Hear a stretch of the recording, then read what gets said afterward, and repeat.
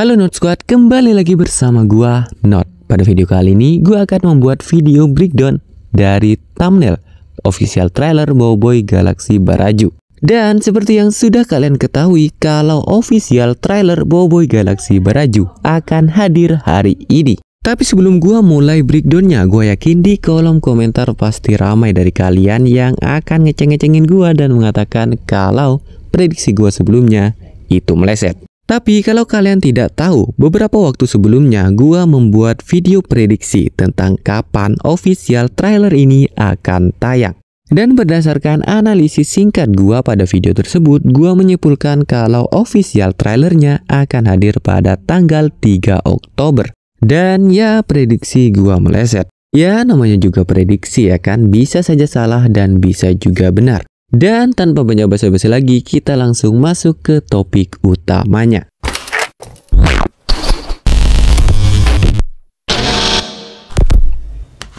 Di thumbnail official trailer Boboiboy Galaxy Baraju tersebut terdapat dua karakter baru, yang mana jika kalian tidak pernah membaca komiknya, kalian pasti tidak tahu siapa mereka. Nah, bagi yang tidak tahu, mereka berdua adalah salah satu karakter penting yang akan hadir di Boboiboy Galaxy Baraju ini. Nama mereka adalah Panglima Yanari dan Mas Gardu. Panglima Yanari merupakan jenderal sekaligus pemimpin dari suku Bara, yaitu suku yang berada di planet Baraju. Dan sama halnya dengan Mas Gardu, dia juga merupakan jenderal sekaligus pemimpin dari suku Salju, yang merupakan salah satu suku yang ada di planet itu. Dan sedikit info, kedua suku ini saling berperang sejak zaman dulu kala. Alasan kenapa mereka berperang adalah karena terjadi kesalahpahaman di antara keduanya. Dan untuk selanjutnya kita diperlihatkan Boboiboy Blaze dan Boboiboy S. Sedikit info aja, pada Boboiboy Galaxy Baraju nanti, Boboiboy akan berpecah menjadi dua, yaitu Blaze dan S. Dan karena suatu hal, Boboiboy harus berpisah dan membuat mereka berdua hilang ingatan. Ya, seperti biasalah, kalau Boboiboy terlalu lama berpecah, maka dia akan lupa ingatan. Ya, meskipun kalian tidak membaca komiknya, gua yakin kalian pasti tahu kalau di Baraju nanti, Boboiboy Blaze dan Boboiboy S akan bertaruh.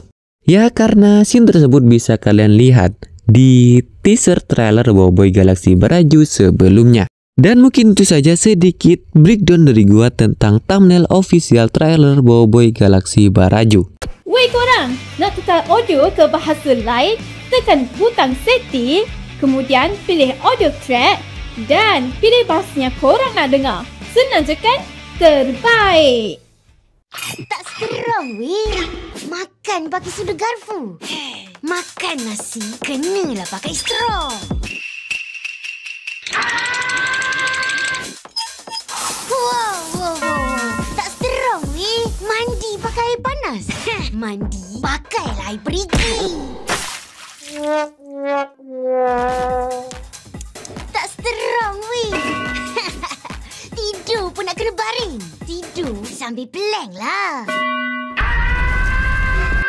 Boboiboy Supra! Tak seram weh. Pakai pet techno breaker lah. Baru seram weh.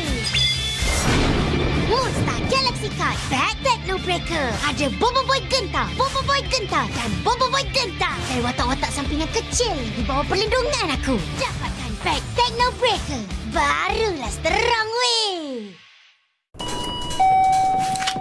Penduduk bumi, bagi aku semua koko sebelah aku, timbang kau! Berhenti ya Dudu. Kau dah masuk kawasan aku. Semua dalam kedai ni adalah di bawah perlindungan aku. Boboiboy Genta.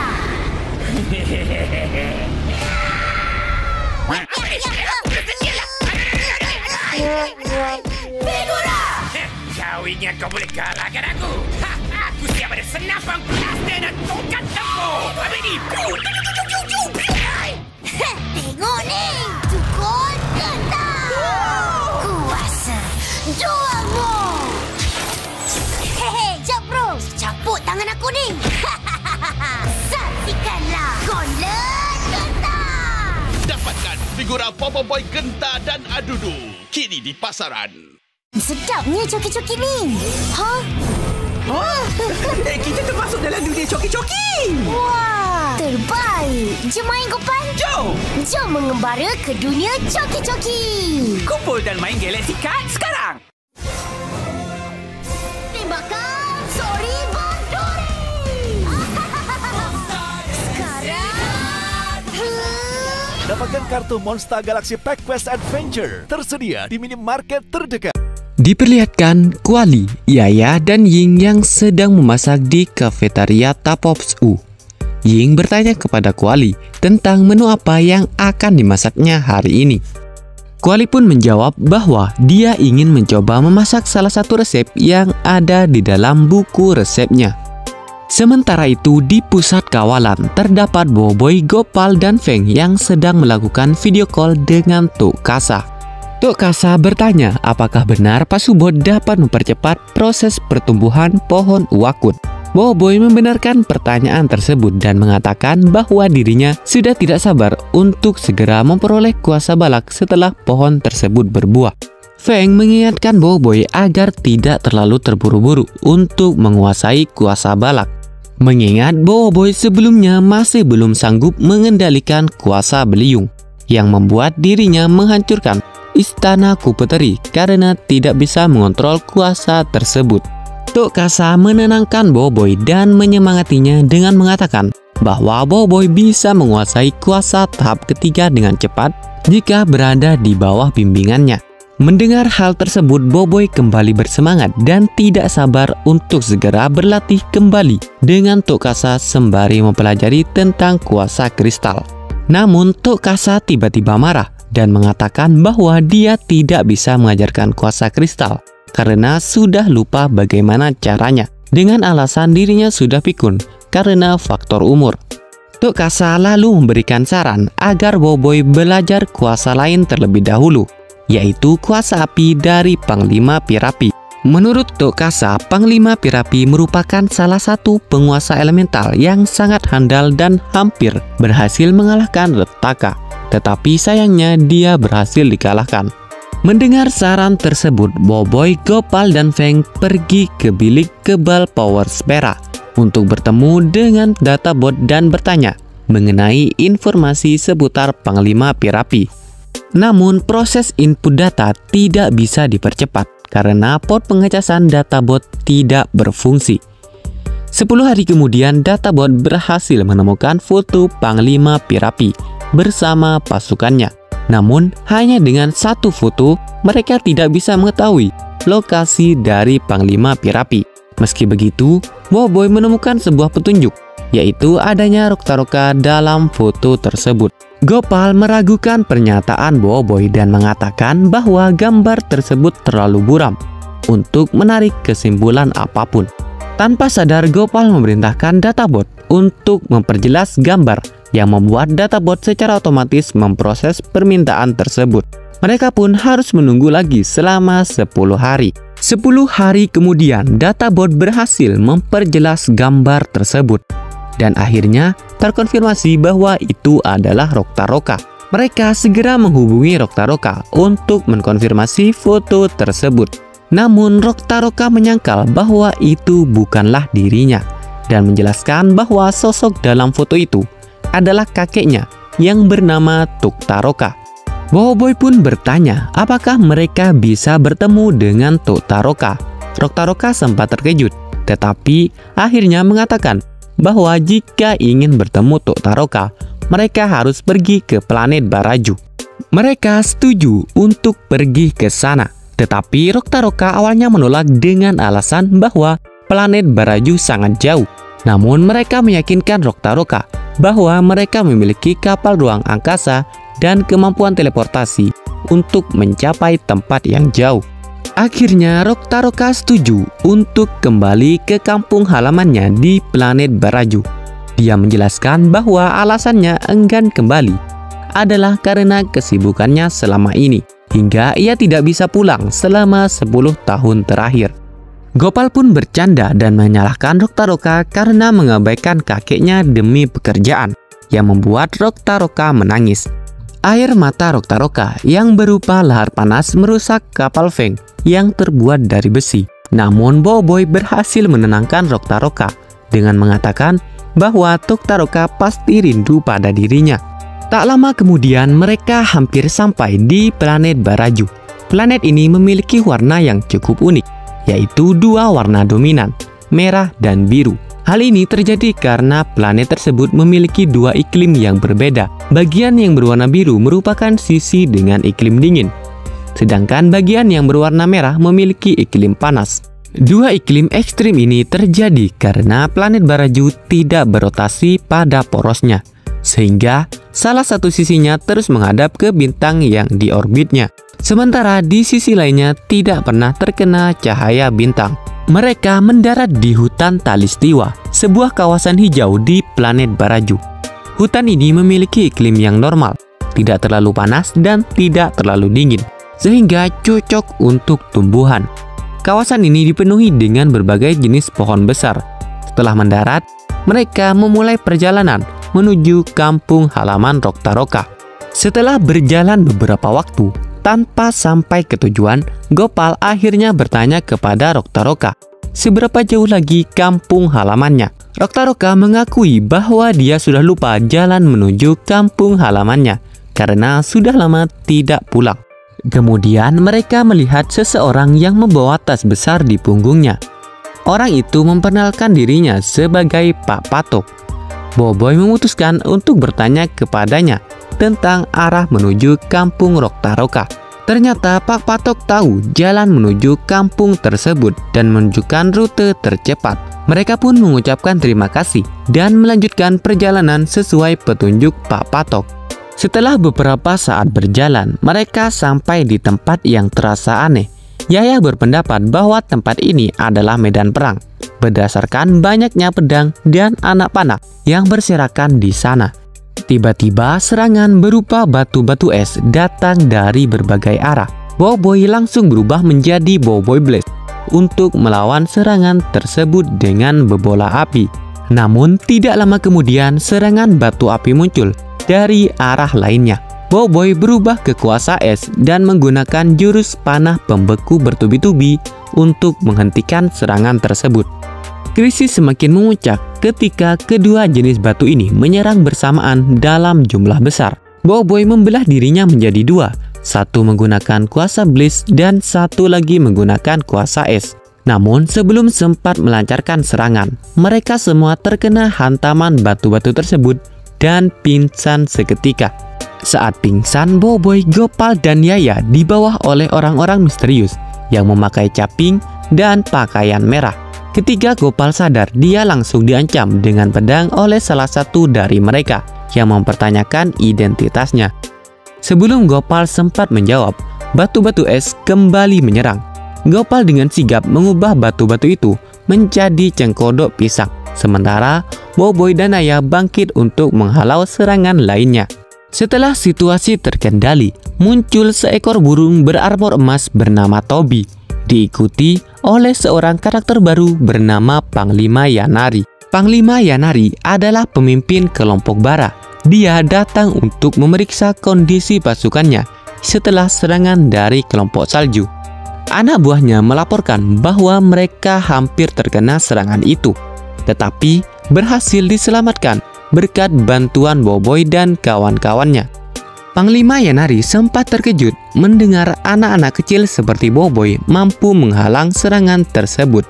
Namun sebelum pembicaraan bisa dilanjutkan, serangan baru dari kelompok salju kembali datang. Panglima Yanari segera memerintahkan pasukannya untuk membawa Boboiboy dan kawan-kawan ke tempat yang lebih aman dengan ekspresi wajah serius yang membuat Boboiboy dan teman-temannya menelan ludah karena gugup. Sementara itu di tengah medan perang, Ying dan Kuali berusaha menghalau hujan anak panah api yang turun dari langit. Saat berhasil menghentikan serangan tersebut, mereka melihat seekor bis yang mirip singa dengan bulu putih dan biru yang tertindih gerobak. Merasa kasihan, mereka memutuskan untuk membebaskan bis tersebut. Kuali berusaha mengangkat gerobak sementara Ying menghalau anak panah yang mengarah ke mereka. Setelah berhasil membebaskan bis itu, serangan panah kembali datang dalam jumlah besar. Untungnya Boboiboy tiba tepat waktu dan menggunakan kuasa es untuk melindungi mereka. Namun tiba-tiba muncul sosok raksasa dari balik dinding es tersebut. Sosok besar tersebut memperkenalkan dirinya sebagai Mas Gardu, pemimpin kelompok salju sekaligus pemilik bis bernama Tigre yang telah diselamatkan oleh Ying dan Kuali. Mas Gardu mengucapkan terima kasih kepada mereka karena telah membantu Tigre. Boboiboy bertanya kepada Mas Gardu tentang situasi yang sedang terjadi. Mas Gardu menyarankan agar mereka ikut ke kamp kelompok salju terlebih dahulu karena situasi di medan perang semakin berbahaya. Namun pasukan kelompok Bara tiba-tiba mendekat dan mengumumkan bahwa mereka akan mengakhiri perang dengan kemenangan atas kelompok salju. Sebelum pertempuran dimulai, petir menyambar di langit, diikuti oleh hujan es di wilayah kelompok salju dan hujan air panas mendidih di wilayah kelompok Bara. Kondisi cuaca yang ekstrim memaksa kedua kelompok untuk mundur. Di kamp kelompok salju, Boboiboy, Ying, dan Kuali berhasil berlindung dari hujan es yang sebelumnya melanda. Mereka disambut dengan baik di sana dan dianggap sebagai tamu kehormatan oleh jenderal kelompok salju, yaitu Mas Gardu. Setelahnya mereka diundang untuk masuk ke ruangan utama Mas Gardu, di mana mereka dipersilakan untuk duduk sambil menikmati makanan yang telah disiapkan. Saat makan, Kuali terlihat khawatir dengan kondisi Gopal dan lainnya yang terpisah dari mereka. Sementara itu, di kamp kelompok Bara, Boboiboy, Gopal, dan Yaya juga diperlakukan dengan baik oleh pemimpin mereka. Boboiboy merasa heran mengapa Panglima Yanari bersikap begitu ramah kepada mereka. Panglima Yanari menjelaskan bahwa ini adalah bentuk terima kasih karena sebelumnya mereka telah menyelamatkan pasukan kelompok Bara dari serangan.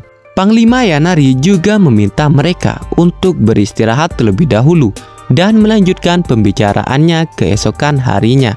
Yaya mencoba menghubungi Feng melalui jam kuasa miliknya, tetapi usahanya gagal. Di sisi lain, Feng baru saja sadar dari pingsannya. Dia bertanya kepada Roktaroka apa yang telah terjadi. Roktaroka menjelaskan bahwa dia berhasil menyelamatkan Feng dari ledakan yang terjadi sebelumnya. Kemudian, Roktaroka memberitahu Feng bahwa mereka sekarang berada di kampung halamannya, yaitu Kampung Ais Batu Api. Woi korang, nak tukar audio ke bahasa lain? Tekan butang setting, kemudian pilih audio track dan pilih bahasanya korang nak dengar. Senang je kan? Terbaik! Tak serong weh. Makan pakai sudu garfu. Makan nasi kenalah pakai straw. Wow. Tak serong weh. Mandi pakai air panas. Mandi pakailah air perigi. Tak serong weh. Tidur pun nak kena baring. Tidur sambil plank lah. Boboiboy Supra! Tak serong weh. Pakai pad Techno Breaker lah. Baru serong weh. Monster Galaxy Card Pack Techno Breaker. Ada Boboiboy Gentar, Boboiboy Gentar dan Boboiboy Gentar. Dari watak-watak sampingan kecil di bawah perlindungan aku. Dapatkan Pack Techno Breaker. Barulah serong weh. Penduduk bumi, bagi aku semua koko sebelah aku, timbak kau! Berhenti, Adudu. Kau tak masuk kawasan aku. Semua dalam kedai ni adalah di bawah perlindungan aku. Boboiboy Gentar.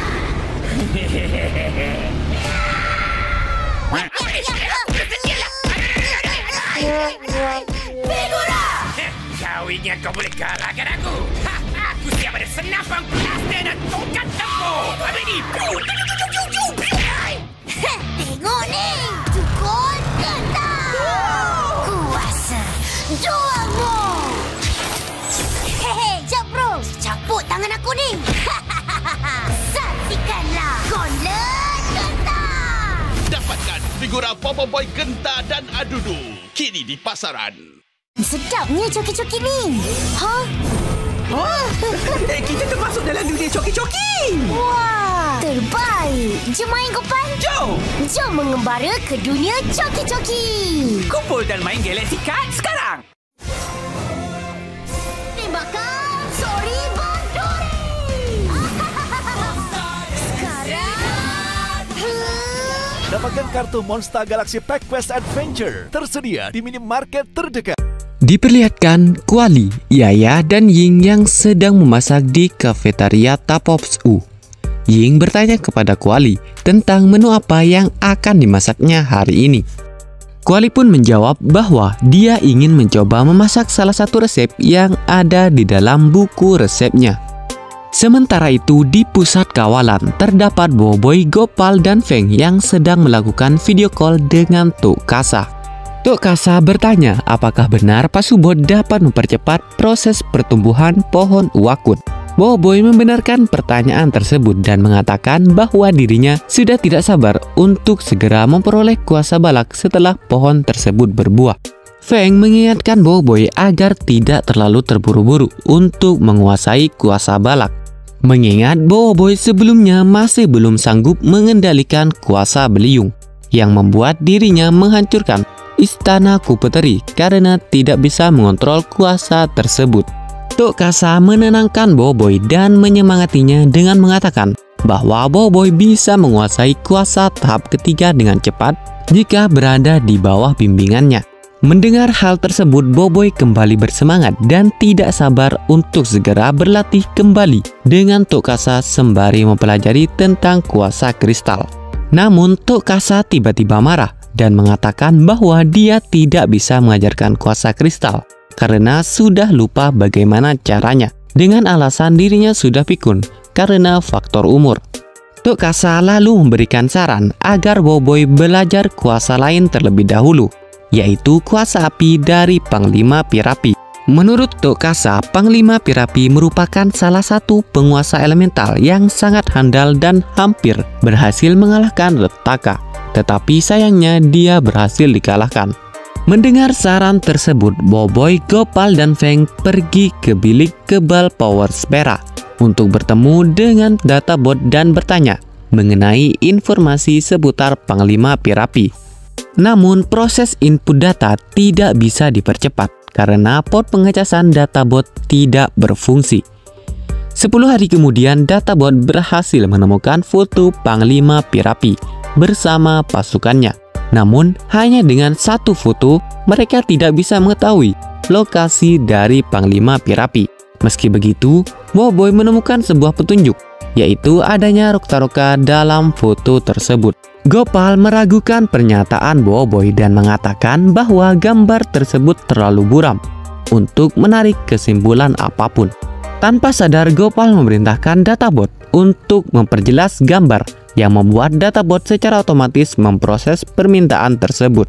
Mereka pun harus menunggu lagi selama 10 hari. 10 hari kemudian, databot berhasil memperjelas gambar tersebut. Dan akhirnya terkonfirmasi bahwa itu adalah Roktaroka. Mereka segera menghubungi Roktaroka untuk mengkonfirmasi foto tersebut.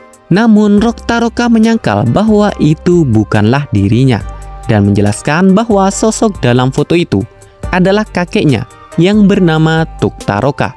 Boboiboy pun bertanya apakah mereka bisa bertemu dengan Tuktaroka. Roktaroka sempat terkejut, tetapi akhirnya mengatakan bahwa jika ingin bertemu Tuktaroka, mereka harus pergi ke planet Baraju. Mereka setuju untuk pergi ke sana, tetapi Roktaroka awalnya menolak dengan alasan bahwa planet Baraju sangat jauh. Namun mereka meyakinkan Roktaroka bahwa mereka memiliki kapal ruang angkasa dan kemampuan teleportasi untuk mencapai tempat yang jauh. Akhirnya Roktaroka setuju untuk kembali ke kampung halamannya di planet Baraju. Dia menjelaskan bahwa alasannya enggan kembali adalah karena kesibukannya selama ini, hingga ia tidak bisa pulang selama 10 tahun terakhir. Gopal pun bercanda dan menyalahkan Roktaroka karena mengabaikan kakeknya demi pekerjaan, yang membuat Roktaroka menangis. Air mata Roktaroka yang berupa lahar panas merusak kapal Feng yang terbuat dari besi. Namun Boboiboy berhasil menenangkan Roktaroka dengan mengatakan bahwa Roktaroka pasti rindu pada dirinya. Tak lama kemudian mereka hampir sampai di planet Baraju. Planet ini memiliki warna yang cukup unik, yaitu dua warna dominan, merah dan biru. Hal ini terjadi karena planet tersebut memiliki dua iklim yang berbeda. Bagian yang berwarna biru merupakan sisi dengan iklim dingin, sedangkan bagian yang berwarna merah memiliki iklim panas. Dua iklim ekstrim ini terjadi karena planet Baraju tidak berotasi pada porosnya, sehingga salah satu sisinya terus menghadap ke bintang yang di orbitnya, sementara di sisi lainnya tidak pernah terkena cahaya bintang. Mereka mendarat di hutan Talistiwa, sebuah kawasan hijau di planet Baraju. Hutan ini memiliki iklim yang normal, tidak terlalu panas dan tidak terlalu dingin, sehingga cocok untuk tumbuhan. Kawasan ini dipenuhi dengan berbagai jenis pohon besar. Setelah mendarat, mereka memulai perjalanan menuju kampung halaman Roktaroka. Setelah berjalan beberapa waktu, tanpa sampai ke tujuan, Gopal akhirnya bertanya kepada Roktaroka seberapa jauh lagi kampung halamannya. Roktaroka mengakui bahwa dia sudah lupa jalan menuju kampung halamannya karena sudah lama tidak pulang. Kemudian mereka melihat seseorang yang membawa tas besar di punggungnya. Orang itu memperkenalkan dirinya sebagai Pak Patok. Boboiboy memutuskan untuk bertanya kepadanya tentang arah menuju kampung Roktaroka. Ternyata Pak Patok tahu jalan menuju kampung tersebut dan menunjukkan rute tercepat. Mereka pun mengucapkan terima kasih dan melanjutkan perjalanan sesuai petunjuk Pak Patok. Setelah beberapa saat berjalan, mereka sampai di tempat yang terasa aneh. Yaya berpendapat bahwa tempat ini adalah medan perang, berdasarkan banyaknya pedang dan anak panah yang berserakan di sana. Tiba-tiba serangan berupa batu-batu es datang dari berbagai arah. Boboiboy langsung berubah menjadi Boboiboy Blast untuk melawan serangan tersebut dengan bebola api. Namun tidak lama kemudian serangan batu api muncul dari arah lainnya. Boboiboy berubah ke kuasa es dan menggunakan jurus panah pembeku bertubi-tubi untuk menghentikan serangan tersebut. Krisis semakin memuncak ketika kedua jenis batu ini menyerang bersamaan dalam jumlah besar. Boboiboy membelah dirinya menjadi dua, satu menggunakan kuasa Blast dan satu lagi menggunakan kuasa es. Namun sebelum sempat melancarkan serangan, mereka semua terkena hantaman batu-batu tersebut dan pingsan seketika. Saat pingsan, Boboiboy, Gopal, dan Yaya dibawa oleh orang-orang misterius yang memakai caping dan pakaian merah. Ketika Gopal sadar, dia langsung diancam dengan pedang oleh salah satu dari mereka yang mempertanyakan identitasnya. Sebelum Gopal sempat menjawab, batu-batu es kembali menyerang. Gopal dengan sigap mengubah batu-batu itu menjadi cengkodok pisang, sementara Boboiboy dan Yaya bangkit untuk menghalau serangan lainnya.